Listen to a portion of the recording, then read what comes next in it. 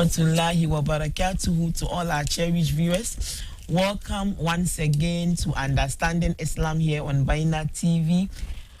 We are sorry for the few minutes delay. As we all know, last week we started discussing a very important topic, but time didn't permit us finish it all. So we are here to continue with our topic for discussion last week. That has to do with the Islamic ritual bath or the purification bath. Last week, our Malam spoke a lot. He explained what the purification bath is, instances that would cause one or that makes it compulsory for one to perform the purification bath. We're also taught how to perform the bath itself. So today, stay tuned with us. We are going to look at other things and answer your questions as well, as we couldn't pick any calls last week.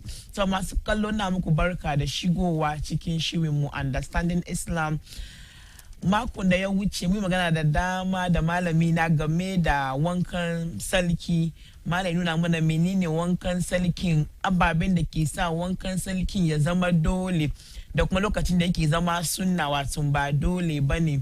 Sannan kuma nuna mana yanda ake wankan da kanshi, amma lokaci bata bada dama bele mu yi magana sosai game da maudu'in. Sa'annan ma akwai tambayi ba mu samu dama mun ba da jawabin tambayun ba. Isa insha Allah phone lines mu na active yau zuwa karshe shirin an bude phone lines don kowa ya tura tambayan shi game da maudu'in. To muna cikin gidan nan da imamun mu Imam Abdulrazak Idris Alhassan wato imamun Newtown Pig Farm kenan da za mu ci gaba da tattauna wanga maudu'i. Ka manta muna live kan Facebook da kuma YouTube.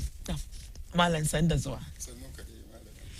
Alhamdulillah mun gode wa malam da ya sake zuwa. Ina gaba da bata lokaci ba, mun je wurin malam don mu ci gaba da karatun da muka soma wancan mako. Na'am. To a'udhu billahi minash shaitanir rajim. Bismillahir rahmanir rahim. Alhamdulillahi rabbil alamin wassalatu wassalamu ala rasulillahil karim. سبحانك اللهم لا علم لنا إلا ما علمتنا إنك أنت العليم الحكيم. bayan mun gode wa Allah muka yabi fiyayyen halitta annabi Muhammad sallallahu alaihi wasallam da shi da matansa da abokanansa da dukan waɗanda ke kokari su bi matattaki na annabi Muhammad sallallahu alaihi wasallam zuwa ran tashin alkiyama. Allah ka samu na ciki. Amin. Na farko dangane game da topic mu na batu wankan salki, mun yi magana shine wanka ko kuma ce at-tahara baki daya shine salki. Mana mutum ya salkaka kanshi saboda ya saya yayi ma ubangijin Allah ibada. Mun yi bayanin menene wankan salki. Yau muna so mu nuna wa mutane salki yana nan kashi-kashi. Sa'ilin nan mu nuna wa mutane kuma menene farillan wankan janaba, menene sunnonin wankan janaba, saboda wanda ya bar farilla cikin wankan janaba bai da wankan janaba. Sa'ilin nan inda ya very important shine asalin topic mu yau. Cikin kashi wankan janaba daban-daban mun yi bayani wankan janaba ga mai zuwa, wankan janaba ga wanda ya yi haila. Mace dukan da ta kare hailanta ta yi wankan janaba dole sannan ta yi sallah. Na mace da ta kare jinin aihuwanta in ya saya ta yi wankan salki dole sa'ilin nan ta yi sallah. Namiji kuma wanda ya shige mace shi ma mani ya zubari ya yi wankan janaba dole sannan ya yi ma Allah ibada. Ko ya shige mace cikin da idanuwan shi ko kuwa a falke ko kuwa ya shige mace cikin mafalki amma dai mani ya zubar da shahawa da ji daji. Muna kara wayadin jin dadi saboda a gane difference kamar da muka yi bayani. Shi ma yayi wankan janaba. Sannan idan gaban namiji ya shiga cikin gaban mace su bi wanka ya kama su. Idza jalasa baina sha'biha al-arba thumma jahadaha fakad wajaba al-ghusl. In ya shiga tsakanin kafafuwanta guda hudu har gaban ya shiga cikin gabanta ko da mani bai zo ba ko walau lam yanzil cikin riwayar Muslim. Mun yi bayani wanga duka. Amma bai nuna kaman salki shine wankan janaba. Salki kawai wankan janaban na shi karin salki ba. Salki ya rabu kashi guda uku. Muna da taharatul wudu shine mutum ya salkaka kanshi ta bangaren alwala. Imana mutum yayi alwala ba bangida ba husari ba tusa ba komai. Kai ina son da yayi ibada kaman sallah, kaman tawafi, kaman karatun alqur'ani maluma sun yi gadama wurin. Yana son yayi sallah wanda ke son yayi sallah babu shakka yayi alwalla. Alwalla kuma taharatu sughra kenan. Alwalla salka kawani wanda zai salka kanshi kamar da Allah ya ce ya yi walladina amanu idza kumtum ila sala faghsilu wujuhakum, ya ku taruwan mu'minin kun tashi yin sallah ku wanke husakunku da annayenku, kamar da dai muke alwala gaba dai Allah ya kawo mana wannan aya. To shi yasa wanda duka zai yi sallah yayi alwala, na musulmai sun san wannan. Wanda kuma yayi alwala shi alwallan shi ya bata, ba abinda kuma zai bata alwallan ka, sha abin da ya fito cikin jikinka. Kamar mutum yayi alwala ya je yi sallan magrib ko lisha, in dai ba yayi iska ba ko yayi fusari ba ko yayi bangida ba ko mani ya fita ko maziyi ba, alwallan shi bai bata ba.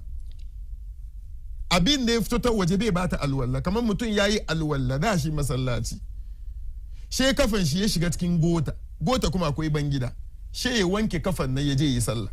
In mutum yayi alwala, in ya ci abinci ya kurkura bakin shi ya je yi sallah, bai bata sallan shi ba, bai bata alwallan ba.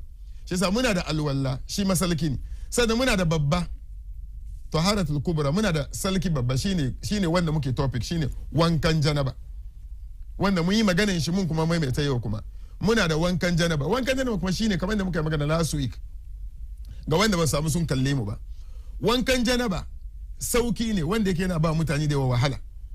Shine mutum ya salka kanshi, in mace ta kare haila, in mace ta kare jinin aifuwa, in namiji ko na mace suka yi sex, suka yi kwanciyar shahawa, ko gaba ya shiga cikin gaba ko da mani bai zo ba, wanga duka yana bar wanka ya zama dole. Wankan mun yi magana akwai sifatul ijiza, shine yanda idan mutum yayi ya wadatar, abin da yake son ya fidda makan shi na kazanta, Allah ya karbi yayi sallah, Allah ya karbi ibadan shi, Allah ya karbi. Shine mutum da ke son yayi wankan janaba ta fuska mai sauki, da ya shiga kusfa nashi ne yayi niyya. Amma niyyan wankan janaba ko niyyan kowane bauta ba fadiwa, kamar da muka ga iyayen mu na yi. Idan mutum zai yi wani abu, shi sai bakin kofin kusfa yana Allahumma inni nawaitu gusulu janaba. In ban gida ya kama ki speed cikin ki ya juye, jek sai kina addu'a shiga ban gida, kamin ki duba cikin ki ya bata. Niyyan nan in kin shiga kusfa, niyyan ki na cikin zuciyanki. Me yasa muke niyya kowane lokaci malami? Muna niyya ne li ghard at-tamyiz al-ibadat min al-adat. Muna niyya ne cikin komin da muke yi, saboda niyyan nan ma amfanin shi ne zai bambanta muna tsakanin bauta da al'ada. Domin ai wanka dai muna wanka, shawa dai muna shawa, amma saboda ka ga mallaka kamar wanga na fidda salki ne, to lokaci sai ki niyya. In ki niyya, in kina son da sauki, bayan ki niyya sai ki kama ruwa, sifatul ijza kenan. Ki niyya, kai niyya ka kama ruwa zuwa cibiyanka da gabanka da bayanka, ka kare ka zuba ruwa jikinka duka, ka zuba ruwa jikinka duka har karkashin kafa da kanka, ka gogoga duka, ka yi shawa. Muke cewa wankan ya cika.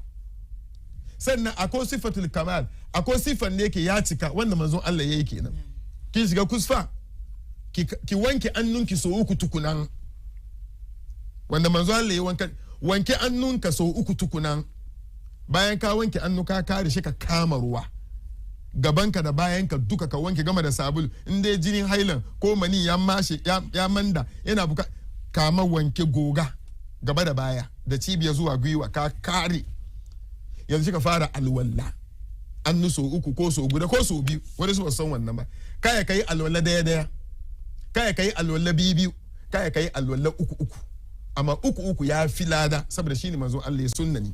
Sheki alwala annu uku, baki uku, anci uku, fuska uku, annu kuma zuwa ido sau uku, annu zuwa ido sau uku.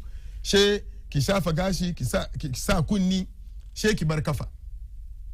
Yanzu she ka diba ruwa, ka jiki annunka ka diba ruwa, ka zuba ruwan nan cikin gashinka. Kuma malama wanda duka ya tashi kan sex, kamar da Sheikh Jafar Mahmud ya yi bayani a Najeriya, Allah ji kan shi.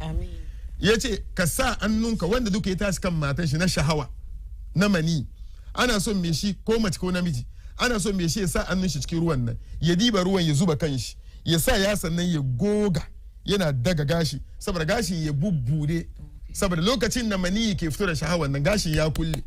In kai wankan ba ka samu ciwon kai, ka goga gashin ka so uku, ka goga na farko, ka sa ka goga na uku, ka goga gashin sosai. In baka da gashi kuma ni kada ka sa dai ruwa kan ka so uku.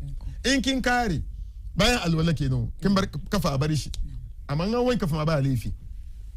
sai ka zuba ruwa ta annun daman ka tun bisa kana gogawa har ka je karkashi ka zo nan kuma ka goga agu kuma har karkashi shi ma ka zuba shi yadda kake son ka zuba wanga shine wankan janaba yasa muna da alwala salkini muna da wankan janaba sannan muna da badalan min huma sannan muna da abin da ke sai masayin wankan janaba abin da ke sai masayin wankan salki jama'a addini mu yuridu Allahu bikum al-yusra Allah na so mu da sauki wala yuridu bikum al-usr Allah bai so mu da wahala idan mutum bai samu ruwa ba yayi alwala ba bai samu ruwa ba yayi wankan janaba ba Allah ya ce fatayammamu sa'idan tayyiba akwai na uku kuma shine tayammum shine a buga kasa ayi salki yanda zaka buga kasa kayi salki na alwala kayi sallah haka zaka buga kasa kuma kayi salki na wankan janaba ma wanda ke tsoron lokacin sallah ya wuce ka je wani wuri ba kusfa ka je wani wuri ba ruwa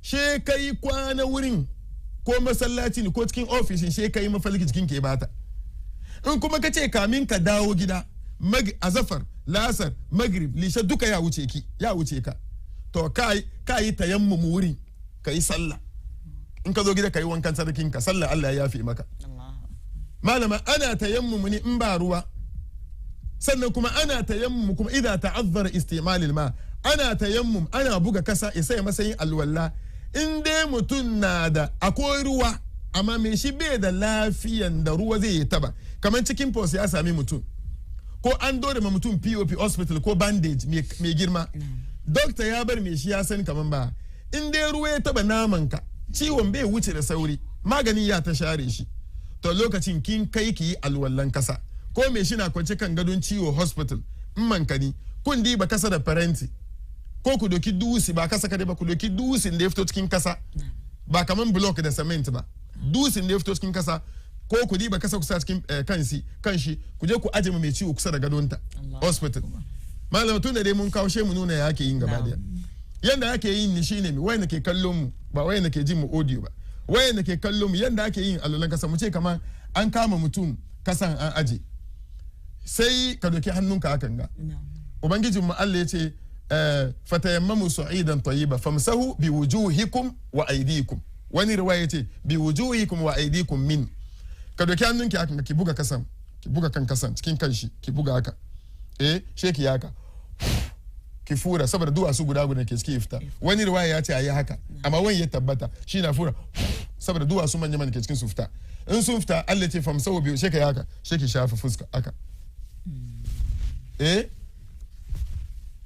sheki shafa shafawa guda ya isa sheki doki kina shafa fuskan ki haka nono sheki haka kuma bayan nuwa ka yanda na yinga sheki shafa haka sheki shafa haka sheki ta da ikama ki sallah malama ya isa ko kuwa da ka buga kasa haka kin buga haka kika shafa guda kenan famsahu bi wujuhikum nabi wa aydikum minu sheka buga nabi kuma sheki shafa annunki haka bayan nu haka kawai sheki ta da ikama wanga shine tayammum in wani ya yare kenan ga wannan yayi sunna ne amma nan yayi sa to sai sa wanda duka bai samu ruwa ba ko ina jin mu cikin wazin ga amma ciwon da ke tare da shi nan ya shafa magani in yayi su ruwa bai yi wannan kuma ya yi su kasa yayi tayammum da shi saboda wannan ya zamo mishi masayin salki kenan sai sa malama batun wankan janaba da muka yi kamar da muka nuna abin da ya zama dole cikin wankan janaba farillu wankan janaba shine na farko mutum ya samu alma'u tahir ya samu ruwa wanda yake mai salki sosai ba ruwan na ko najasa cikin ba na biyu mutum ya yi intention kamar zai yi wanka domin bai yiwuwa kamar kin kare haila sai ka zo ka yi shawa mai kyau bayan kin fita shi ka ce bari in doke shi kamar wankan nawa kenan ba niyya cikin niyya ya zama dole domin cikin addini mun ga innamal a'mal komi zamu yi muna yin da niyya saboda mu san wanne ibada wanne al'ada shi yasa ruwa mai salki da niyya na uku cikin farillan wankan janaba shine ta'mimul jasad bil ma shine mutum ya jika jikin shi duka da ruwa in dai jikinka duka ya samu ruwa ko baka yi alwala ba wankan janaban ka ya shiga sannan wanda malumin suka kara kuma shine addalku shine kana zuba ruwan kuma ka yi ta goge jikinka wani suna zuba wani suna kamar ina shawa kamar ina jin daɗin ruwa amma annun shi bai taba jikin shi ka doki cikin annunka inside na kana goggoga da jikinka addalku kenan shi ma yana cikin abin da ya zama dole cikin wankan janaba. Sannan wal faur, malama wankan janaba ne idan mutum zai ko alwallama alfauriya shine idan mutum ya wanke annu, in ya wanke annu ne ya wanke baki, in ya wanke baki kawai mutum nayi alwala na wanke annuna, na sa baki na sa anci na wanke fuska, zani wanke annu nan ga shi na samu call, shi na p call ni da ma na ko ni da mata na ko ni da wani, shi muka yi fira kamin mu kare fira wuri yayi ya buse wanga ba alwala ban alfauriya ya kamata ka wanke nan ka wanke nan ka wanke nan ka wanke nan. Amma na doki call ko na amsa kira wani shi muka yi magana short time na continue alwala wannan ba laifi. Amma adde na ji ma har abin ya buse wannan kuma ya kare. Sannan mu zo na karshe sunan ghusl, sunnonin wankan janaba. Malama na kawo batun farila da sunnoni kamin zo batun wankan janaba shine maudu'u na yau. Kamin zo batun wankan gawa shine asalin maudu'u na yau. Mu karantar da mutane mu yake wankan gawa saboda so dai waye samu mutane ana confuse ko kuma su taba yin ba laifin su bane, bai taba yin bane. Mun yi batun wankan gawa cikin maganar mu na biyu insha Allah. Amma sunnonin wankan janaba shine mutum ya soma wankan janaban da alwala, sunna ne ba farilla bane. Yasa wanda ya zo wankan janaba bai yi alwala cikin ba, wankan janaban shi yayi daidai domin ya bar sunna ne. Amma abin da ake neman na ya doki kazanta ya dauki wurin Allah. Shi yasa alwala kamin ayi wankan janaba sunna ne. Sannan kuma mutum ya sa ya sosin annu cikin gashi ya goge shi ma sunna ne. Sannan mutum ya wanke ta dama, ai mun ce ya so zuba ruwa ta dama ko har ya zo ya kuma zuba agu ya zo. Wanda shi bai ya rarraba ba yayi shi gaba daya kamar da muka ce wanda ke da swimming pool wannan shi ba laifi yayi ni ya cube shiga cikin gaba daya. In kuma ruwan teku ne kuma kai wanka ka fito ya isa. Amma wanda ya wanke annun dama ya zo kasa, ya wanke hagu tun bisa ya zo kasa ya isa, wannan sunna ne domin yu'jibuhu at-tayammum fi tanawulihi wa tarajjulihi wa fi sha'nihi kullu. Annabi sallallahu alaihi wasallam yana so komai zai yi da annun dama. Annabi in zai yi komai inda ya sa sunan shi kaya ko takalmi ko yana so ma da dama sannan agu, wannan duka sunna ne. A takaice wanga shine sunnoni na wankan janaba da muka yi bayani. Okay, so if you just joined in, we are live on Facebook and YouTube. We are continuing with last week's discussion on the purification bath. So Malam has said a lot already. You try to summarize them, inshallah. So basically today we'll be looking at the types of the spiritual bath we have, or the purification bath. But again, Malam drew our attention back to our discussion last week, looking at the compulsory aspects and the optional aspects of this bath. Malam made it clear that the what makes this purification bath compulsory is the postnatal blood. When after childbirth, when the blood ceases, one would have to observe this bath. After marital affairs, that after the intercourse, both parties would have to perform the purification bath. Then again, after the menstrual blood, when it ceases to, one would have to perform the purification bath. Then Malam says purification bath is not the only way of purifying oneself. Then he says there is a minor purification, which is ablution. Malam says we do ablution to purify ourselves as well before we engage in what acts of worship like prayer. So Malam gave an example, assuming after ablution, maybe you stepped out and your leg steps into a gutter. Of course, we know the gutter is not clean. You have to wash there, perform ablution. By so doing, you have cleaned yourself, you've purified yourself for prayer. But the purification bath is the major bath we do to clean ourselves, and this happens after the postnatal blood, like we mentioned earlier, when the menstrual blood ceases after sexual intercourse. That's when we perform this one. And Malam also took us through how it is done, though we already discussed that last week. Malam says we have the incomplete form of the bath and we have the complete form. The incomplete one is just cleaning the private parts very well and making sure you clean your body, making sure water touches every part of the body. So assuming you have a pool at home, or maybe you are at the riverside, maybe you have shower. After cleaning the private parts very well, you can just stand under your shower and let the water flow all over you. So that's the incomplete form, and that one too would clean you from whatever situation made you perform the bath. Then the complete form is where Madam says you have to wash your hand very well. You then clean the private part very well. Then perform a complete ablution like you do for prayer. Then making sure you wash your hair very well, making sure you use your fingers to scratch through and wash it. In case you are hairy, you wash it very well.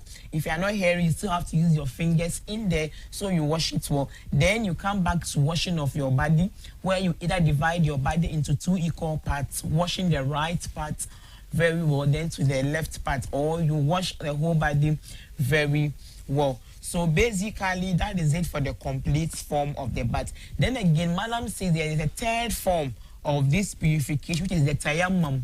Tayammum means hitting the ground for in case there is no water. Tayammum is done in case there is a scarcity of water, where you find yourself there is no water, or maybe you are sick, maybe you have a skin disease which won't allow you use water on yourself, or maybe at the hospital you've been admitted or what have you, and you can't use water. You have to get a clean soil or a stone that has sand over it. So you just dab your hand on the sand. Madam says you then turn the hand, then you blow air, making sure all particles, the stone particles from it are gone. You then use that to rub your face. Then you clean the back of your hand like this. Then you are done. So I'm taking it again in case I'm not doing it, so Madam should correct me. So the tayammum, you make an intention. Madam says intention doesn't mean you have to speak it out. Allah, no. You knowing that, oh, the blood has ceased, I can't find water, so I want to perform tayammum. If you're going to get your clean soil, that's the intention you have made. So you dab your hand in the soil like this, then you turn it, then you blow air so that the stone particles in there would go. Then you do what? Use that to what? Dab on your face. Then back of your palm like this. Then so you clean your face with the sun, you see. Then back of your hand, okay. You are done. You can choose to, the first dabbing can be used to, so you dab, blow air. You can use that to clean your face and use the same dabbing to wipe your hands, or you can first dab, blow, then clean your face, then come again, dab on the sun, blow the air, then use that to. So that's how the tayammum is performed, and it is done in case you cannot find water. We didn't say go and do it now. We have water everywhere. Or in case you are struggling with a skin disease that wouldn't allow you to use water on your skin, then you can use this tayammum using clean soil, maybe a stone that has some sand around it. So may Allah grant us understanding. Then again, Malam took us through the compulsory aspects of this purification, but Malam says, 1, making sure your water is clean. Before you do the purification bath, make sure that your water is what the water you're going to use is clean. Those are the first parts of the purification bath. Then making of the intention. But Malam says you don't have to say it out, okay? Intention. Then making sure water touches all parts of your body. Making sure water touches all parts of your body. Then making sure whilst you are pouring the water, don't just pour water like you're just taking a normal shower. Make sure you are rubbing the skin as well. Make sure you are rubbing. Then again, it should be consistent. Don't wash your hand, sit and chat or pick phone calls for long, then come back to put water in your mouth, where the hand, if you do wash, would end up drying up. So there should be follow-ups. Now you're going to look at the sunnah. The sunnah parts of this bath. That means these are not compulsory. If you leave them out, the bath is still okay. But it's okay for us to follow the sunnah, isn't it? So you starting with an ablution. So in case someone comes to do the ritual bath and they choose not to perform ablution, the bath is still correct. But it's sunnah. It's right that you would start with ablution. Then again, you rubbing, washing the hair very well using your fingers is also sunnah. Then you choosing to divide the body parts, washing the right first, then the left, is also sunnah. So someone might choose not to divide their body and wash them in parts. They choose to wash them together. It's sunnah and it does not spoil anything. So today, Malam would want to take us through how to bath our hot cups. Mostly it happens when someone passes on, then we realize the whole house, there's no one we have to go out and call a Malam to come and bath our deceased mothers or fathers. So I'd advise that let's not forget to share the link so that others can also benefit. Malam will take us through how to bath our dead bodies. Inshallah. Now, Malam. To, Malama kamin ban manta ba, da muka ce ruwa mai salki ake amfani da shi wurin wankan janaba ko alwala. muna so mutane mu su san ruwan da yake ruwa mai salki shine kaman ruwan hadiri wanda duka ya tare ruwan hadiri wanda ya fito sama ko da ruwan ya taba zingil ya so izo ko da kaman turu zingil aka samu ake tare kan shi ko direct ni ko mini almi ruwan da ya fito ruwan sama ruwa ne mai salki wanzalna minas sama'i ma'an tahura mun soko da ruwa mai salki daga sama yasa ruwa hadirin ya yi sheki kimi ki purification da shi ko alwalakin ya ki da shi sannan ruwa mai salki na biyu muna ce ruwan pompi shi ne ruwan hadirin nan da wuri yake shiga treat a bamu sannan na biyu borehole in dai kama ka gina ruwan rijiyan guwanku ko da kwalar ruwan rijiyan na akwai gishiri cikin ko da ma kwalar ruwan rijiyan ya fito yellow ko ya fito red wannan kwalan kasan guwanku kenan amma ruwan rijiya dai shi ma ruwa ne mai salkin da mutum zai yi amfani ya yi wankan janaba ko ya yi alwala da shi sannan na uku shine ruwan teku kada ka ce a ruwan tekun nan ana wanka cikin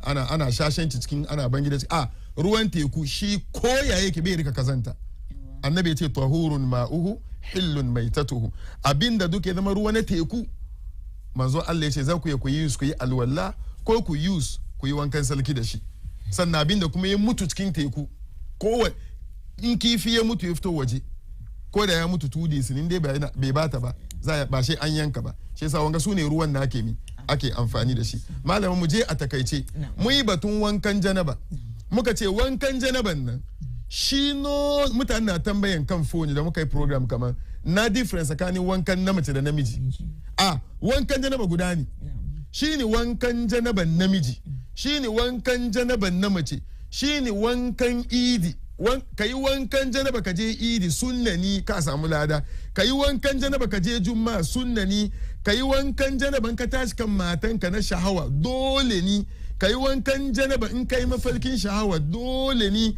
ki yi wankan janaba in kin kare haila dole ni ki yi wankan janaba kin kare jinin aifuwa dole ni wannan wankan nan no shine wanka kuma da alazai da ajiyoyi ke yi ma haji da umra shi ma sunnani wannan wankan nan shi ne wankan gawa yau shine wazin mu yau abinda muka yi mukaddima ne malama mutane na yi kansu wankan janaba in dan wansu ya bar duniya su yi mishi wankan janaba shi da matashi hankali ba mu blame su rashin sani ne yau muna son mu sani cikin addinin musulunci ba mu da aluwanka na gawa kama ce kamar wata malama ne cikin unguwa ko malami ko kuwa mu aikin mu ne muke ma mutane wankan gawa mun yafa wannan ba contract bane kowane family su ji tsoron Allah inda aka yi musu rasuwa ba kowa ke shiga bayan gawa yayi wanka ba domin wankan gawa muna ce wankan gawa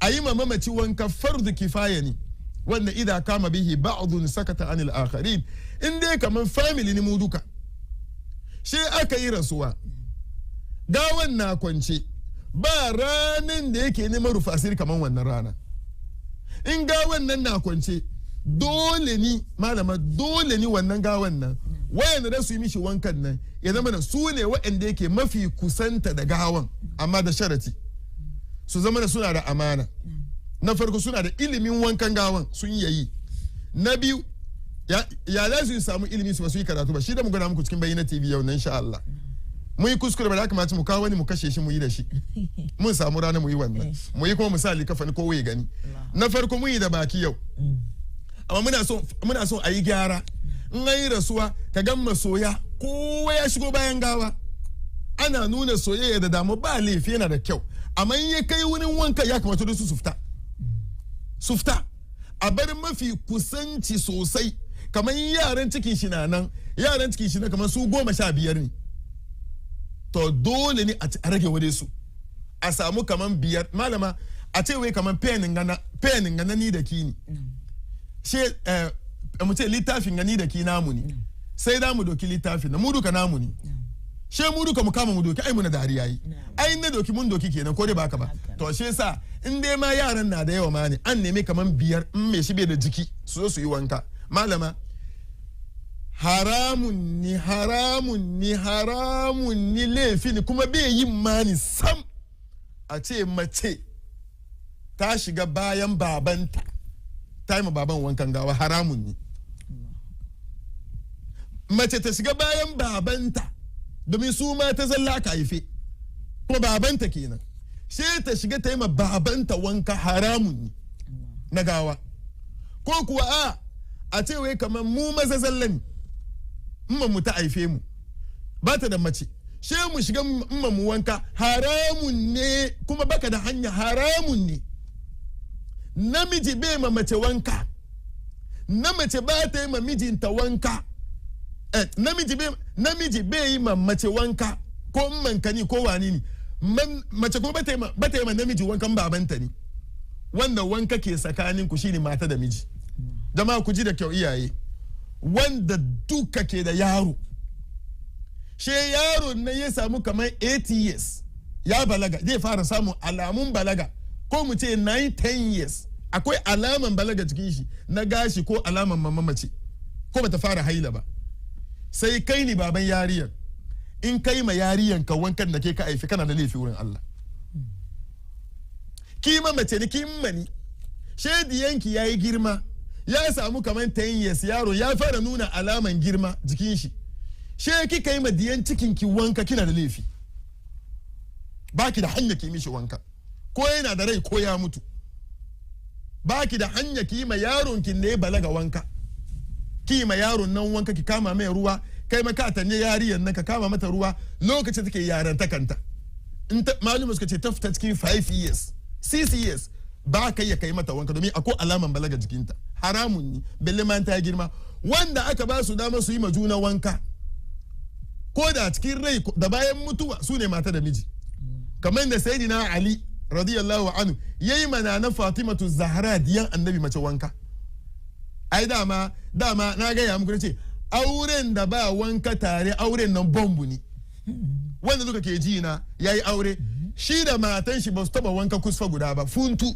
wala ki auren ka koma a ciki wani namijin we in kana ta miji da matan ka cikin kan shi guda kuna wanka tare na ka kewa wani ku yafe mini yare na yayi zafi baka tunanin nisa barin sake Hausa na yi kuskure kamar akwai maza haka nan wani suna ta abinci kan shi guda shi da matan shi ko suna wanka kusa guda ta yi mi akwai wani renin ne ke ka tube gaban ta kuka kwana cikin dare akwai renin wannan ba wani renin ne ke wangayi ba wannan renin wannan addini ni ibada ne shi yasa in namiji ya rasu in mace ta rasu mijinta ya yi mata wanka gawa ya yi mata wanka amma ba ka yi kai mamman ka wanka isa don sai dina Ali yayi mana na Fatima wanka sai sannan kuma Asma'u kuma ta yi ma Abubakar wanka Siddiq ita ta yi ma Abubakar wanka sannan Usman kuma ta yi mishi wanka radiyallahu anhum jami'an sai sa ta kaice muna so ne a gane kaman ba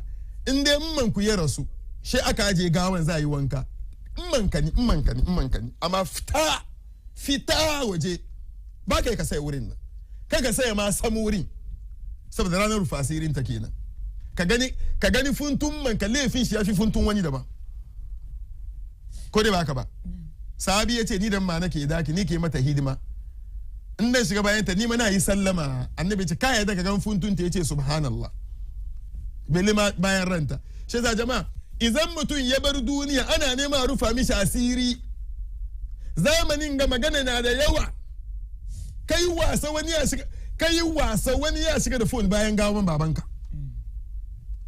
ana neman rufasiri har dai an tabbatar kamar mutum ya bar duniya malam me zai ce aka tabbatar wani ya ce malam ka shiga cikin wankan matku na ce in an tabbatar da malama wallahi ina miki rauso cikin mai na TV ana bisa gawaye ba su mutu ba in ji mai gina makabir ya gaya mini wasu sun tashi da safe wani gawa ya yi gidigidi da likafanin shi ya bubuga gawan nan kamar zai fito bai mutu kuma ashe dogon sumai ya ka bisa shi ya samu ka ce kowane gida ya yi rasuwa a kawo doctor ko nurse ya zo ya confirm ya ce ya rasu sannan yi a bisa in dai gida mai shi rasu to ashe sa malama mu shiga cikin batun wankan gawa wankan gawan shine yadda muke wankan janaban nan ba difference cikin in an shi da mamacin nan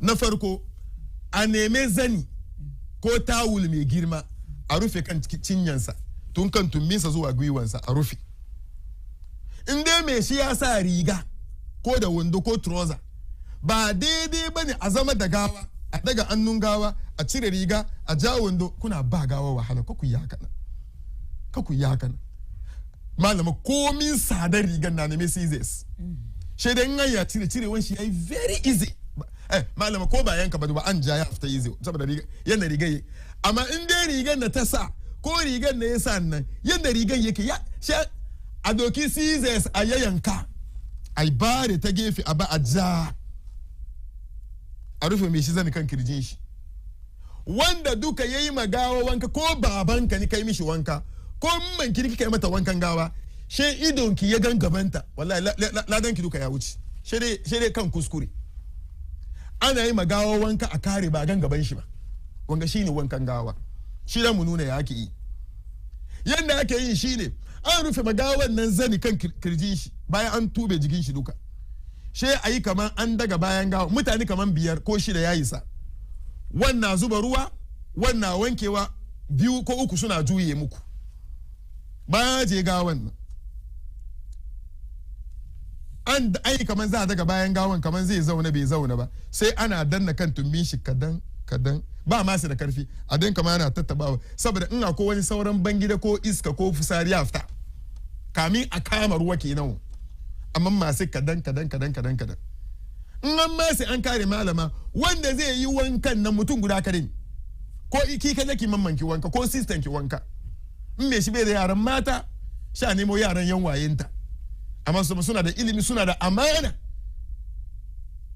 shi yasa in dai kama haka in me shi in ma shi tumbi ya kare she me shi ya doki tissue mu ce takadda ko mu ce toilet roll kenan ya rap da annunta kan left in me sha sa gloves kuma doki tissue ya rap annun nan in ya rap tissue dewa she me shi cikin zanin nan she me shi sa annu cikin zani ta karkashi wurin duwawu yayi kamar yana jan duwawu yana so ya share bangida ya sa annu yana ja in ya ja shi kada ya gani in ya cire ya duba kada in ya gan bangida kai dafa ko bangida wurin kenan don wani saboda zafin mutu yana ya bangida jama'a wanda duka ya zai magawan shi wanka ya gan gawan yayi wahala har yayi bangida kada ya fita ga mutane kamar oh wallahi yayi wahala har yayi bangida wallahi yayi bangidan shi na yafe wanshi kenan har kiyama Allahu akbar maybe wani laifi kada Allah ke so ya yafe mai wannan bai nuna kamar mai shi da cikin azaba malama in an sa tissue nan an ja she ba gan wani alaman bangida ba wanda ke jan me make sure ya samu duwawu ya ja ya cikin zani kenan bai gan komi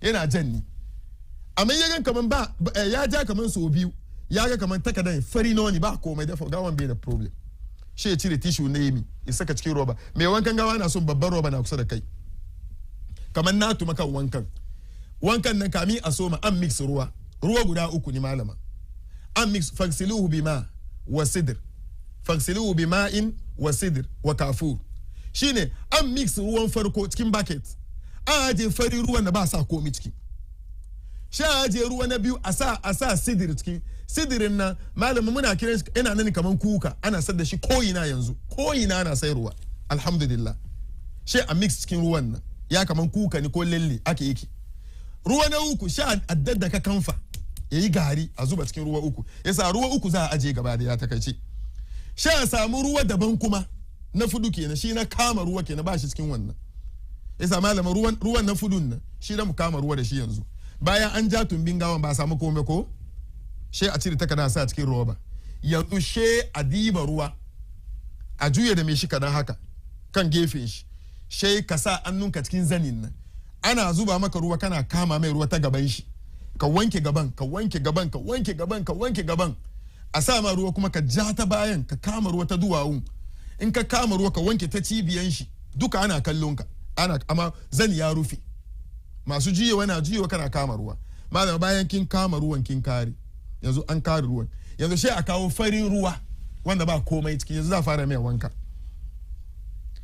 me za a yi farko malama muka ce an yi alwala za a yi magawa alwala sha kama annun gawan nan in dai annun yayi karfi baya kama duka a gama an fi so a yi hannun haka me wanka ya kawo na ya kawo ya haka in dai gawan bai karfi ba tukuna bai buse ba she a zuba ruwa ana wankewa ana zuba maka she kana wanke annun kana sassa cikin yasosi amma annun yayi karfi an ya wanke dama farko karamin ga sha wanke wan kuma in an wanke an na yin so 3 ba sa ruwa bakin gawa ba sa ruwa ancin gawa ana shafa wani sha sa miki ruwan ninki aka malama aka sheki ya in an sa miki ruwa sheki zubari sheki yaka sha sa miki sheki yaka domin ka sa ruwa bakin gawa bai fito da shi in ai ne kafani ruwan ya fito shi yasa aka sa sheki yaka na biyu sheki yaka na uku sheki yaka sha sa ruwa kuma ki yaka sheki magawa haka ba sa ciki sheki wanke fuskan gawan nan so uku ki kama annun gawan kuma ki wanke har nan ki kama annun maki ki wanke kuma har nan shi ma so uku in kin wanke wurin lokaci sheki zo wurin gashin gawan ki bar kafan nan in ki ya sheki zo wurin gashin gawan nan in ki zo wurin gashin gawan nan wani masu ka ce sheki ki shafa mata kamar da ake alwala ki shafa ki sa kunni kin fahimta ko bayan wannan kin kare bar batun kafan nan yanzu ka saya wurin kan gawan she a zuba yanzu alwala yayi mi ya kare kenan wani ya ce kafa in kin yake wanke kafa ki kare in ke kuma ki bar kafan nan ya shiga cikin wanka yanzu an yi alwala gawa an kare za a fara yi magawa wankan janaba isa farin ruwan nan no she a baki ruwa wurin gashin wurin kayin nan she ki ta wanke kayin nan kina gogawa kina wankewa kina sa yaso ciki in gashi na da yawa kenan ka zuba ruwa gashin mai shi ka goga so uku malama kina goga kina kare wani sha na zuba mai shi ki bi wurin dama gabariya shi kina bin wurin daman mai shi ana zuba mai shi kina wankewa cikin ainihin garuka ba zani ko ana zuba wa shi kina wankewa kina aka ke wurin zani kuma sha ana wulga cikin zani nan shi ka sa nuka cikin zani lokacin baka ganga ba kana wankewa har ka zo wurin kafa na sassa hannu cikin yasosin na bi karkashin kafa duka to lokaci malama kin ganda muka gawan na kwanci haka ko inda haka wanke malama kin san ba samu baya to wurin yan juyo uku she su yi mi sha kama miki sha kamar an juyar da gawan haka sha tennis haka she ke mai wanke ana zuba mashi ka wanke baya kuma ka wanke baya kana zuwa wurin duwawu cikin zani ka sa hannu ka fito cikin zani kuma ka zo kafa ka wanke lokacin kin samu dama nan ga kenan she ki koma wurin kai nan no a zuba miki kuma ki yi mi ki fara wanke ta nan ga kuma kana tafiya kana move ana bin ka da ruwan ana zuba maka har a samu karkashi kuma malama in ki wannan wanke wani wa kenan guda da farin ruwa ko sha aje ruwan gefe sha doko ruwan ne kamar na kuka ko lellin nan sidir kenan sha kawo wurin kai kuma no ba alwala kuma alwala tun kare sha kuma zuba wurin kai kuma so uku kuma no ana zuba miki ruwan kuka ko lellin nan nace ruwan yayi kama da kuka sidir ni sha na zuba miki kina wanke kayin nan kana wanke kayin nan malama na ce in aka shafa baki ko a shafa mi an ci amma in da wanke fuskar ba ka ake yi sheki ribi hannunki nan kan gawa sheki yaka sheki wanke fuskar in ba ka ruwa yi ya shiga yasa malam mu koma wurin wanka na biyu an yi wanka ruwan farko da yi wanka na biyu sha zo wurin kai no sha baki kai nan a zuba miki ruwa ki jike shi ki gogoga ki jike shi so uku shi ma ki bi wurin dama kuma ki ji yanda kike na farkon nan sheki bi kuma ki je a juye shi ki yi kuma ki zo right kuma ki zo harkar kafa duka zanin na wurin ana jike zanin nan an kare na sidir kenan ko sha ka miki karshen ruwa shi na kamfan nan shi ma zo wurin kai kuma no a kuma jike kai nan so ukun nan a kuma bi dama a zo a juye miki ki wanki a bi nagu a zo a juye miki ki wanki yayi uku kenan malama ana kare wannan ukun na wankan nan da an gama wankan nan no lokacin she a doko tawul a fara tattaba jikin mai shi tun wurin kai ana mamma sai ana cire ruwa to kin ga zanin ne jikin nan sha doko sabon zani kuma ko tawul kuma sabo she a zo a dibiya in an kawo wannan tawul sha a dibiya in za a dibiya tawulun nan aka za a dibiya tawulun kan wanda ya jikin nan in an dibiya zani kan wanda ya jikin nan an dibiya haka she a ja na kasan she shi ya fita kaga wanga ya busa kenan ina kan me shi to in an share jikin me shi an kare lokacin sha doki me shi da zanin nan sha ji a dibiya kan likafani wanda mun yi batun likafani kuma likafanin maza da mata wayanda ake dunke ana ba mutane wahalar fulla duka shi yasa ina ga takeice wanga shine wankan gawa in ya same ku ba daidai bane a kawo wani ya zo ya magawan ku wanka she dai a wayanda ke wurin na an ga kamar maybe shi yayi fama yaran sun bata maybe shaye yariyan karu wani bata da amana rayuwanta ba sa dai ga ta dai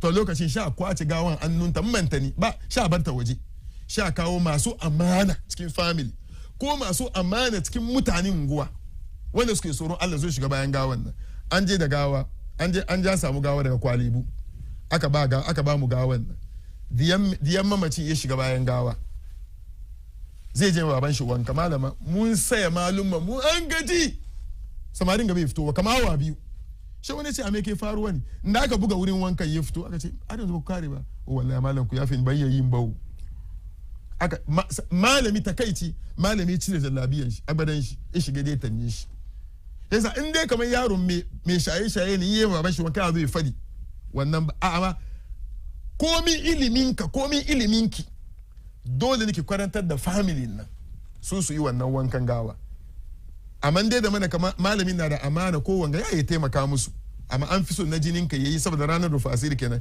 kila me shi na da wani aibi jikin shi da ya boye tun yana yariya yau albarkacin wankan gawa wani ya zo gani in me shi na so yi muku shege shef ta cewa zai bani goro Allah ya rufe muna asiri wallahi matan dai wallahi na ce miki duwa muna wanka abin na fito jikinta muna wanka ruwa na fito gabanta kaga an to amma diyanki bai tone miki asiri shi yasa wanga shine ilimin wankan gawa a takaice ubangijin mu Allah ya ji kan mamatan amin mun gode mun doki karatu yau sosai so our cherished viewers, if you just joined in, we are discussing the Islamic ritual bath and we have got to the point Malam just took us through how to bath our deceased.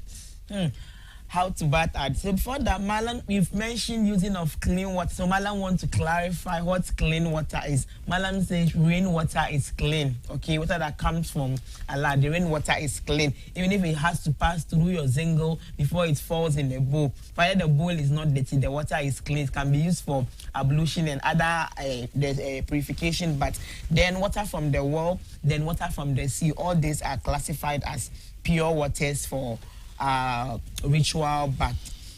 Then again, Malam says the bathing the deceased is the same bath we do when we end our menses after the postnat. It's the same bath. Just that sometimes people don't have knowledge of how to bath their deceased. The Malam also clarified that the people that can bath each other, it's a husband and a wife. If your husband passes on, you as the wife can bath your husband. The same way if the husband passes on, the wife can bath. But we should note, a woman, if your child gains adolescence, let's say from 9-10, you are supposed to bath him, whether living or dead. We see most parents, the child is grown, but still, I didn't know too that you don't have to bath them when they grow. So let's all take note. Don't say because I'm the mother, the child is 9-10. Then the child is starting to attain adolescence. They are now growing up. So let's abstain from her. So teach them. It's a sin. So why not teach them early so that at that stage we leave them to bath on their own. As a mother, then the fathers too. Because I once heard a man who would bath a junior high girl. The wife got angry. It was an issue, yeah. The child is in JHS. The father would bath her, shave her. And it's like the woman became jail. Not knowing it's even a sin. So let's please be careful. We can't bath them when they turn adolescent. So it's the husband and the wife. If the wife, let's say, is not able or cannot bath the husband, we look for close relatives who are male to bath the husband. Other than that, we call trustworthy people like our Malam so that they take charge of the bath. Then Malam took us through the bath. I'll try my best and see if I can, because time is not even our side. Then Malam said before we start the bath, you have to get like 3 to 4 different sets of water. One is we are going to use that to clean the private part of the deceased. Then the second water, which is clean water and pure water, to bath the deceased. Then the third water is going to be mixed with cedar. Cedar is a common. We're going to a market, any market you can find cedar to buy. Then the fourth water would be mixed with camphor. We pound the camphor and add to the fourth water. So Malam says, assuming the deceased is wearing the cloth on, if it will be difficult to remove the cloth, we don't have to stress the dead by pulling the hand, pulling the legs. You can use a scissors to just tear the cloth and take it off. But if it's easy to just pull and remove, it's okay. But if it's not, don't stress the dead. Just use a scissors and remove the cloth from them. Then get another cloth to wrap them on. Zani, okay, get the normal a piece of cloth to cover from the chest area. We cover them before the bathing even begins. And don't put the dead on the chest. The next one will hold here. We stress them. So as they are lying down, we just try to raise the head a bit. So about 4 to 5 people around them who are either close relatives, who are of sound mind and are trustworthy, or malams who are also trustworthy from outside. Then the one bathing with the cloth on the person, they try to press the tummy area in case there's any leftover. You know how passing through the death is a difficult thing. Sometimes they can pass out physics. It doesn't mean the person is a bad person or going to hell. No, everyone with how they dead it comes to them. So the person will just try to press on the tummy in case there is any physics in there, it would come out. So with the clothes still covered on the person, one person should have gloves on and should wrap tissue around the hand. Then he puts his hand there around the buttocks here to see if there's anything coming out. So he should watch and be sure there is something. In case there is nothing, then he dumps it away. But if there is, then he should keep on cleaning to be able to clean everything there. Then there should be something that you can discard, that's maybe a rubber around you. So you discard the gloves and the tissue in there. So the first water, we would use that to clean the private part. As the cloth is still covered, though, you don't have to take it off. It's haram to see the private part of the dead.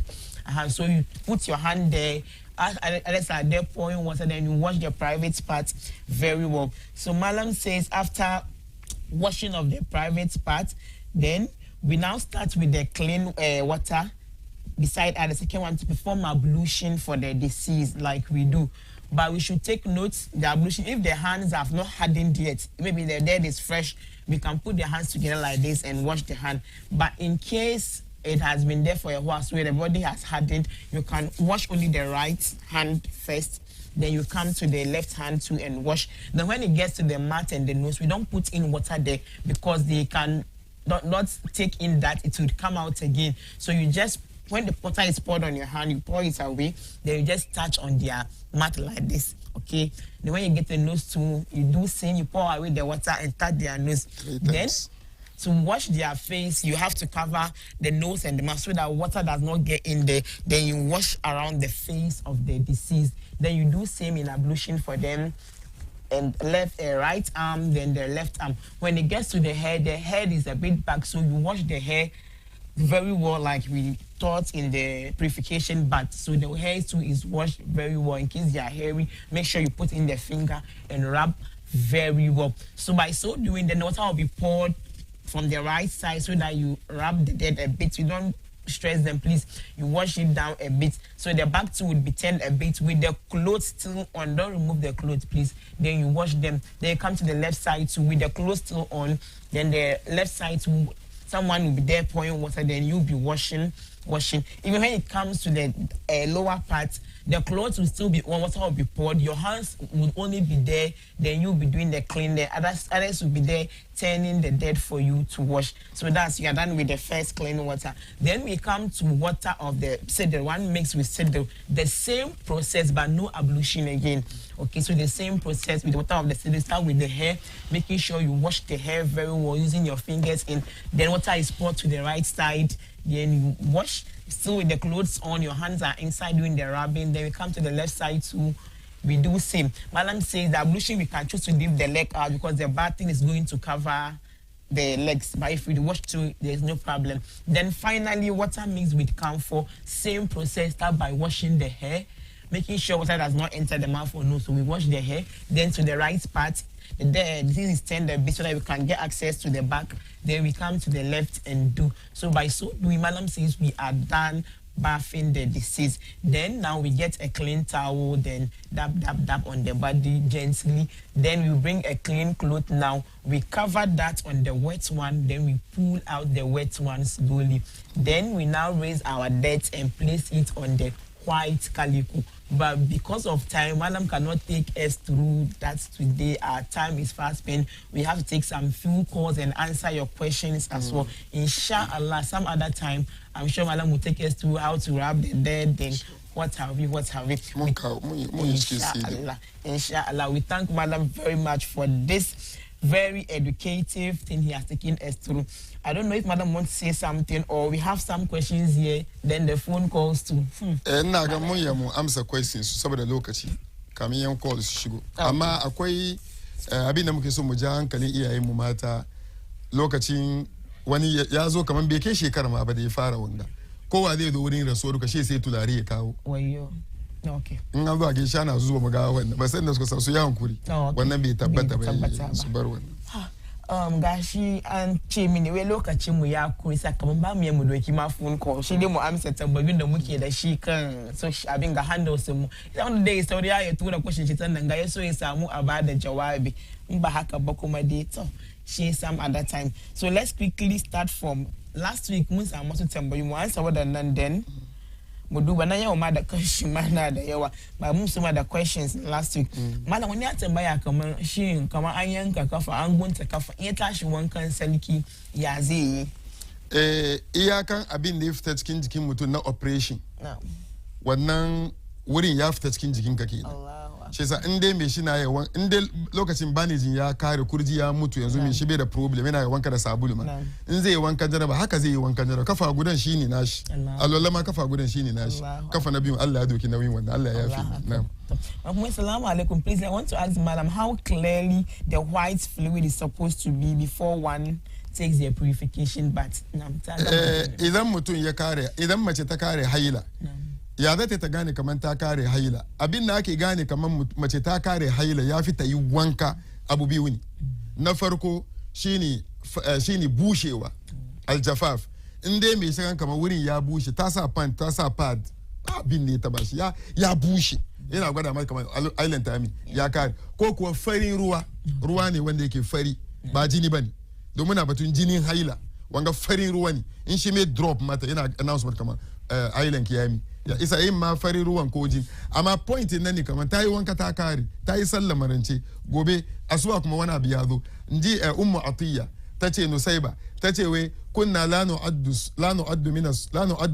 kadrata was safrata ba'da tuhri shay'a in mu matan annabi sallallahu alaihi wasallam ya ce cikin hadis in dai mun yi wankan janaba mun kare mu matan sabai in mun yi wankan janaba mun kare she wani ruwa kaman dauda kaman baki faryami mix in ya zubar muna ko kuwa a'a wani abu ne kaman farin ruwa wannan fi ina gwada kamar haila ya kare kenan in farin ruwan yazo ko ruwan dauda ne ba jini bane in ya zubari wai ba mu kidaye shi cikin haila muna cin gaba da azumi mu ci gaba kuma da sallar mu shi yasa in dai ruwan ya zubo mata bayan ta yi wanka wannan ta gane kamar farin ruwan ya zo ya gaya mata haila ya kare in ruwan dauda ne wannan kuma bai shiga cikin haila ta gyara ta wanke jikinta ba ta wankan jaraba ta tun yi wanka ya isa ta gyara jikinta ta yi sallah ta yi komai shi yasa muna so a gane kamar hailan mutum in ya kare ya bushe ko farin ruwa zai gaya mata in kuma ta yi sallah ta kare ko ta yi azumi she farin ruwan ya zubo ko ruwan daudan ya zubo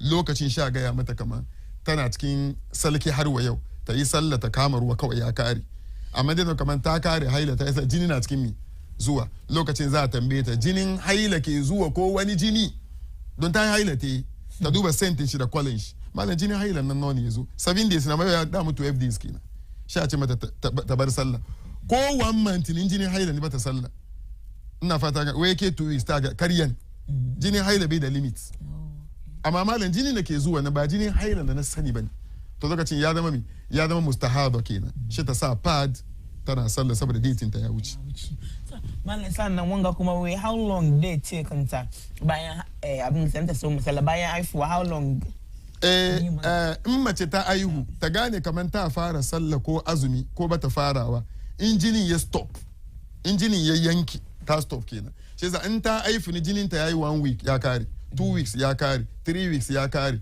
7 fudu in dai jinin ya sa ya kare ba dole bani kwana 40 in ya fi kwana 40 bai sai baki sallah in bai kai kuma baki yi sallah yasa jinin ake gane da shi ba wani date kai okay so now wanga way thank you very much malam now we understand the purification but hi I'm new here alhamdulillah we thank Allah for today we thank malam so much for teaching us this important topic na ga sakonni last week kenan to mu zo na yau wanga way masha Allah malam Abdulrazak I like your preaching may Allah bless you Juma Mubarak from ex-RMS Abdullah Getty of Legon.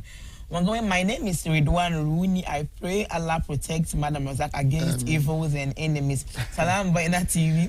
May Allah guide and protect Sheikh. I love him from Malam Me Buswa Enterprise. Shukura. Okay. We have Mustafa says Masha Allah. Then we have Saeed Abdul Mumin, Jazakumullah khairan.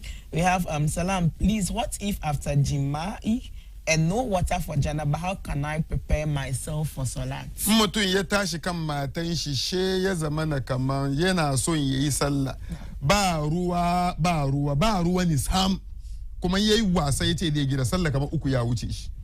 Abinda mai shi zai yi kawai kenan. In ya samu ruwa karamin da zai kama ruwa wannan ya yi shi. Idan ya kama ruwan. In ya kama ruwan ya kare yanzu ba ruwan da zai yi wanka yi. Ya buga kasa kamar da muka faɗi nawa. Ya buga kasa ya shafa fuskan shi. Ya buga kasa ya yi ya shafa annun shi ya je ya sallar da shi. An ruwa ya yi sallar da shi azafar asuba azafar la'asar maghrib lisha. In ruwa ya zo ko in ya zo inda akwai ruwa shi ya wankan janaba. Wanga ya qualify shi ya yi sallah ne. Amma bai cire mai daudan nan da zai zama forever ba. Assalamu alaikum dear. Please, after menstruation, can you have sex with your partner before taking the bath? Wannan kuma correct ne fa. Shi yasa idan mace ta kare magana tambayar ilimi ta yin. Idan mace ta kare hailanta ya stop. Ta yi wanka da soso da sabulu. Da niyya kama an ji mata yi wanka a zafar ta yi sallah. Don zafar bai kai ba. Shega mijinta ya shigo daki cikin 9-10 da rana. Ta yi wanka amma jini ya kare. To ta yi sex domin in dai mace jini ya zo ba ta yi sallah mijinta kuma bai yi kwanciya da ita. Muna da maza masu mugun kai. Matan shi na haila still bai yi hankuri. Ya shiga wuri. Laifi ne babba. Amma in dai hailan jini ya zo jini ya bar bata yi sallah. Jini ya bar mijinta bai yi kusa da ita ko? To in jinin kuma ya stop sallah ya zama mi dole kanta ko da bata yi wankan ban ta yi ta biya. Mijinta ya yi mi mijinta ya yi ta ba ta ko bata yi wankan janaba ba. Lokacin ta kare wankan janaba ta yi nawa ya yi biyu amma guda za ta yi gudan ya rufe guda. Wangawe, salamu alaikum. Please, I'm Rukaya from Medina. Please, my question is, what kind of water would one see before janaba will be compulsory for the person? Ba mu da ruwan da ke fito gaban mace. Kowane ruwa ya fito gaban ki duka baki da wankan janaba. Muna ce damul haid wa damun nifas.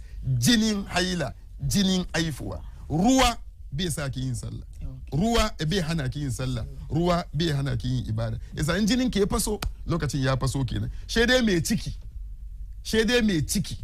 Da maluma suka yi magana wanda na kude ya dauke ta kaman 2 days ta haifi ko 1 day. She ruwan ta fara fasowa. Maluma suka ce ta tun shiga cikin damun nifas. Ta tun shiga cikin kagan akwai da su masu ciki. In ya saura musu kaman wani week. She jini na faso mata kadan kada ko bai muku haka. To wai wannan nan me shi ya tun shiga cikin nifas tun bai haifu ba. Ko da ruwa ne ba jini. Ko da wani maluma su batun jini don batun damul haid damun nifas jinin haila jinin haifuwa. In jini ya fara faso mata ko ta haifu ba jinin nifasin ta mata sallah. Shi yasa batun ruwa shi out batun jini. Okay. Kawai karanta hadis. Okay. Now, assalamu alaikum, Nana Aisha and your guest. Your program today is very informative and educative. We thank Allah. Today is Friday. Juma Mubarak from Brother Abbas Ajumako Mando in the Ajumako Inyam district. Okay, salamu alaikum. What if you have given birth to all males and your sisters or brothers have no knowledge on how to do the purification bath? Mutum ya aifu yaran mata zalla. She sisters in shi ko me ta mai ya we kai fu maza zalla ba sisters in ka ko brothers ba su da ilimin wankan. Abin da muke fadi wani haramun ni namiji yayi ma brother shi wanka ko ki ma sister ka wanka ko kai mamman ka wanka ko ki ma baban ku ko mata ku baban ku wanka haramun ni mu dace kan wannan.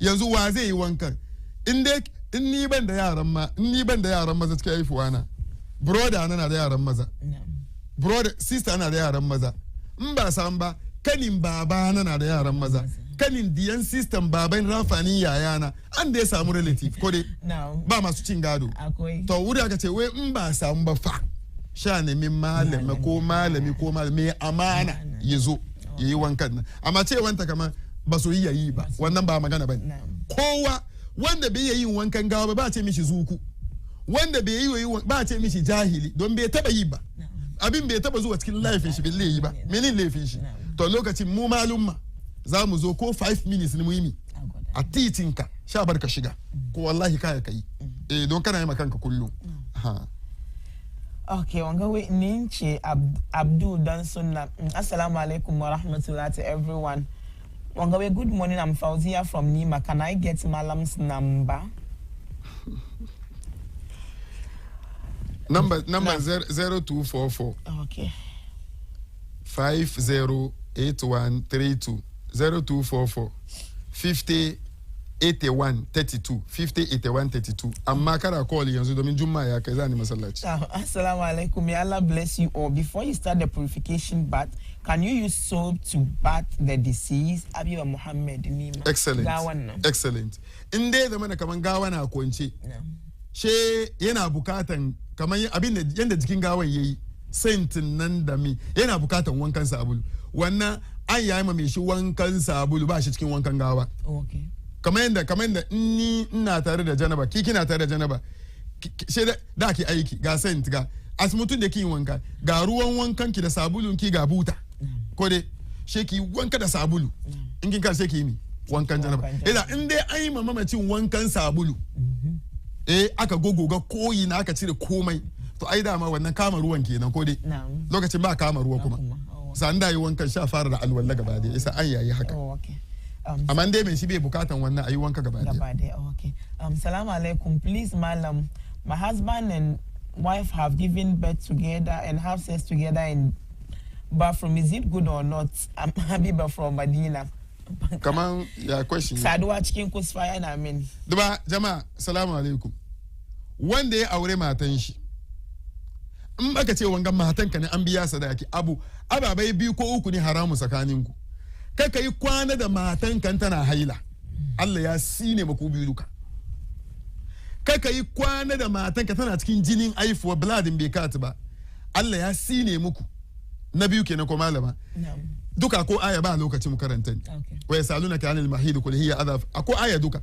Sannan kaka yi wasa ka doki gabanka ka sa cikin duwawun matanka wurin bangidanta, ka doki gabanka ka sa wurin fitowan bangidan matanka ramin nan, Allah ya sine maka, sine wanka ya fi yayin homosexual da gay luwatin nan naka ya fi nasu matanka ne amma baka zuwa matanka cikin haila, baka zuwa mata jinin aifuwa, baka zuwa mata wurin bangida. Abu nawa kenan malama? Abu nawa kenan? Uku.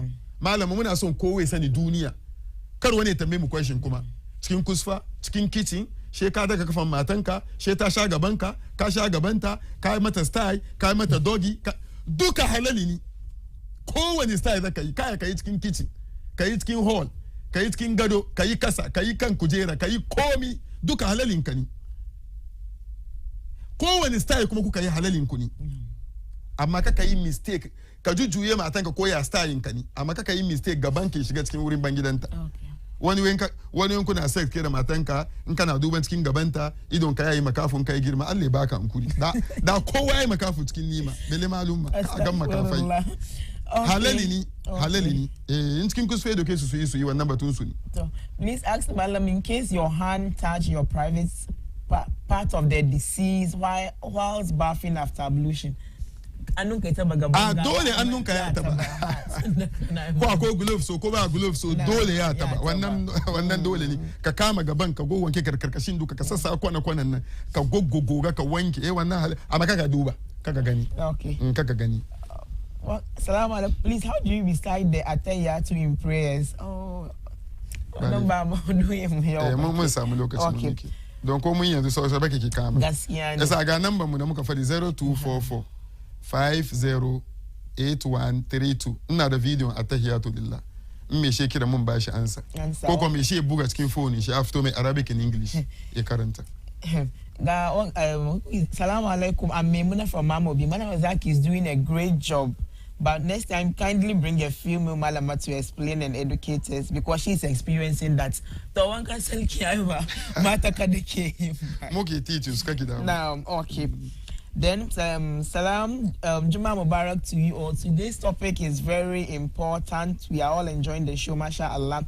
May Almighty Allah protect Ajia, inshallah. Okay, this is Abdul Rashid Sabon Zongo. Malam Salam, I'm Mariam from Bawi. Please, can you repeat the bathing of the dead for X next time? We need to know it very well. I repeat program, inshallah. Oh, okay. So, Salam, please, when you are in your period and your husband asks you to play with him but no sex, is it haram? Idan mutum na cikin haila, she shahawan miji ya tashi, bille ma bai san kamar kina haila ba, ko ya sani. Ya kuma mijin bai so yayi zina ba mai zina ba. Kuma bai da kowane mace sheki kare. Kuma ga feelings shi ya tashi bai yi control ranan nan. Inji Annabi Muhammad Sallallahu alaihi wasallam. Ya baki anya kan hadisin Nana Aisha. Wai kin ya kaya kai wasa da matanka kowane irin wasa har mani ya zubari. Amma kaka shiga gabanta. Isa wannan mace da ke hailan malama sun shiga da mu cikin mai program Munira marriage counseling. Okay. Wannan mace nan ta sa nika, ta sa padinta, ta sa pantinta, ta sa nika mai saboda kada biya zo bitinta. Don lokaci shawana yayin komi. Ta sa dai nika wani sexy nika ne. Lokacin bodinta duka ba ta sa komi. Miji yayi wasa da ita. Ya yi wasa da ita, ta yi wasa da shi da annunta, da gabanta, da mammanta. Ta gama mammanta yi wasa da shi. Har jikin shi ya zubari halalin shi ne. Halalin shi ne. Ya yi komi da ita na romance. Har ya samu feelings shi full. Amma ba da ya shiga gaban ta addini ya permit shi wannan. So na ga mun gode sosai. Okay, ga sauran dai nasibanin cewa masha Allah. We have Wagina the captain. We salamu alaikum. Please tell Malam Wagina, is it Wagina? Wagina. Okay, is greeting him and I'm really proud of him. We are proud of them also. Okay. Mun gode sosai, mun gode masu kallo duka, amma before mu wuce Malam ya yi maganan shi da addu'o'i ce mutum insha Allah. Addu'a na farko na zuwa ga wanda ke da Bayyana TV. Muna roƙo ubangijin mu Allah suna wanda ke da Bayyana TV. Director mu muke kira shi yasa ku yafe mu nan mu samu muna kira shi director. Ubangijin mu Allah ya rufe mishi asiri. Yanda yake fahimtar da al'umma Allah ka sa riba cikin aikin shi. Allah bin da zama takeici kaka bar bawa Allah ge gani. Ma'aikatan duka kuma ubangijin mu Allah ya musu albarka. Sannan muna gaida yayan mu Abdulaziz Alhaji Bala na Kumasi wanda ke aiki American Embassy da matan shi Ruki. Umman ba lafiya. Su zo suna duba umman su cikin gida ajiya Allah ba ta lafiya ubangijin mu Allah warkar da ita muna gaida yayan mu Alhaji Yunus Sale ubangijin mu Allah ya kara mishi lafiya ina gaida kani na kuma da matan shi Umma Adil Abdul Nasir da baban shi kuma daga US Allah ka aje su lafiya dukkan masu taimakon malumma suke rike da malumma ubangijin mu Allah ya taimake su yayan mu Alhaji Jida naka muna gaida shi ma ubangijin mu Allah ya taimake shi da yayan mu wanda yake yana rike da masallacin Pig Farm yana iya kokarin shi kani mu dai honorable Manaf Sowa ubangiji wanda Allah ya mishi aifuwa Ibrahim ubangijin mu Allah ya aje shi da matan shi lafiya da sauran waɗanda ke kallon mu duka inda muke kuskure Allah ya fi muna inda muke daidai Allah samu na cikin mizani yankuri masu call yanzu na samu kaman 50 miss call ko da ni jumma ban yanzu ki call bayan lasar ku ya ku bar mu yi fira insha Allah insha to mun gode ma malam sosai mun gode MCR mu Mauko Samida yan waye su ma mun gode musu ina ganin da mu ce ma jama'a assalamu alaikum wa rahmatullahi wa barakatuh. Wa alaikum assalam wa rahmatullahi wa barakatuh. Ba zai ba amma me yasa ba su yin call